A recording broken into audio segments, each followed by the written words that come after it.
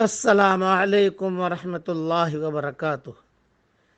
آئیے ہم اپنا ایمان تازہ کریں، اپنا ایمان تازہ کیجئے۔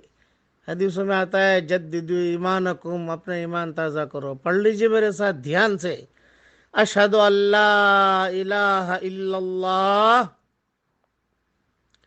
واشہد ان محمد رسول اللہ صلی اللہ علیہ وسلم۔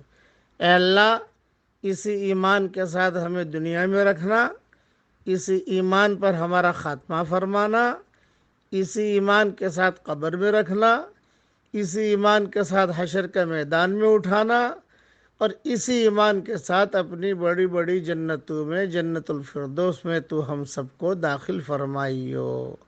آمین۔ پڑھ لیجئے، پڑھوا لیجئے، آگے بھیج دیجئے۔ وآخر دعوانا ان الحمدللہ رب العالمین۔